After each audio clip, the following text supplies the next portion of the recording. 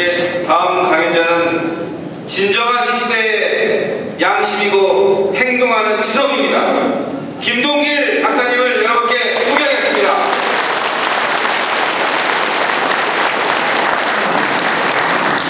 오늘 강연은 이 정도에서 끝나면 됩니다.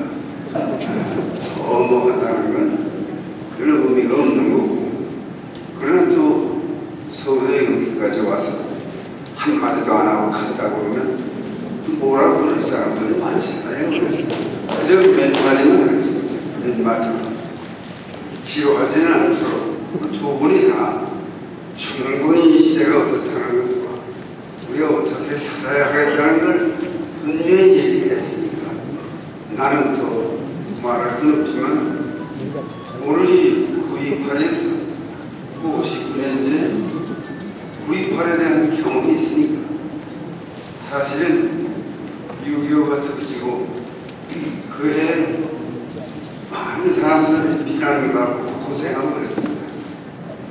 그때 제 기억에도 9.28 때 저는 부산에 있었습니다. 부산에 오늘 미군 부대 통역을 하면서 거기 있다가 9.28이 되어서 이제는 돌아가야겠는데 돌아가지 못하고 며칠 기다렸다가 10월 초순에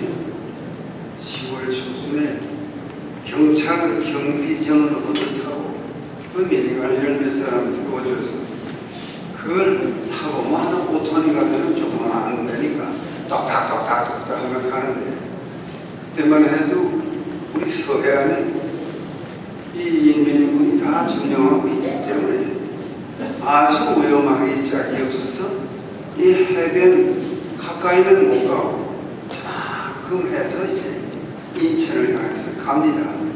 근데 뭐 배가 똑딱똑딱 하는데 불행히도 큰 풍랑을 만났습니다. 야, 조그마한 배가 그냥 이러는데 그저 거기 몇 명 타고 가다 먹은 거 다 토하고 이제 가는 거예요. 이 가까이 가면은 아주 풍랑이 심하면 뭐 해안에 가까우니까 어느 항구에 들어가면 되겠는데 그게 아주 불가능했습니다. 그러니까 그냥 똑딱똑딱 하면서 이제 인천을 향해서 오는데 그 밤 내내 그 고생을 하고 그리고 인천 앞바다가 저만큼 보이는데 해가 광명한 태양이 아침 인천항을 비추고 있었습니다. 거기에 굉장히 많은 미군 배가 꽉 차 있고 군함, 구축함, 선박이 꽉 차 있고 정말 이건 딴 세상이구나 그런 걸 느꼈습니다. 물론 9.28 수복이 불행하게도 또 1.4후퇴로 이어져서 우리는 또 한 번 그 이듬해 피난을 가야 했었지만 그때 많은 사람들이 이젠 살았구나 그런 생각을 하고 9.28 수복을 맞이했었습니다. 그래서 오늘이 바로 59년 전에 그날이기 때문에 그때 모든 국민은 대한민국의 국민은 연합군에 대해서 유엔군에 대해서 감사하는 느낌을 가지고 있었습니다. 그들이 아니면은 9.28 수복이 실현되지 못했으니까 또 그 유엔군을 지휘한 저 유명한 메가다 장군에 대해서 경의를 표했습니다. 그래서 그런데 동산 인천 자유공원에 세워졌고 많은 사람들이 그걸 우러러보았습니다. 근데 점점 뭐가 잘못되기 시작을 했는가 하면요, 이 사실은 김대중 씨가 대통령이 된 것이다. 물론 아까 조갑수 선생님 말씀대로 김영삼 씨가 좀 똑똑하게 했으면 그렇게 안 됐겠죠. 다시 말하면 여러분도 기억나시겠지만 그래도 그 당에서 세운 이회창 씨를 밀어줘야지. 그건 뭐 개인적으로 안 좋아했는지 모르지만 그 잘못된 사람을 뛰게 하니까 그 이 친구가 이 남쪽에 와서 표를 한 300만 명가 코도 갔어요. 이인재라고 혹시 이름 기억하실 겁니다. 생긴 건 아주 똑똑하게 생겨있어요.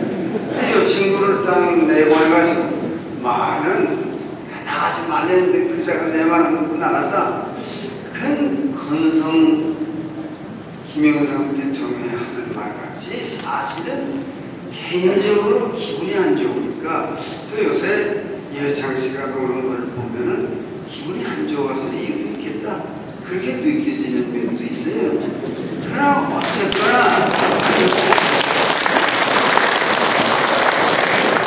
어쨌거나 그렇게 해서 김대중 씨가 대통령이 됐습니다.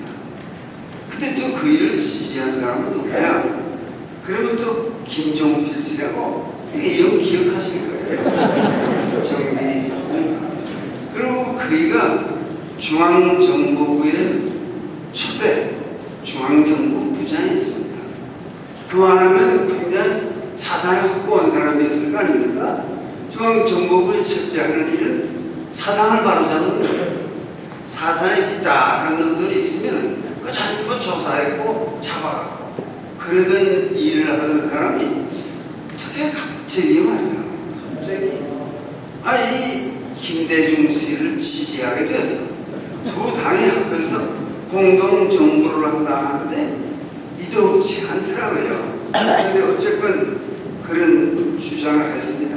근데 그 사정을 내가 좀 잘 아는데 이 사실은 김종필 씨에게 박정희 대통령이 1978년에는 너에게 정권을 넘겨주겠다 그렇게 약속을 하셨대요.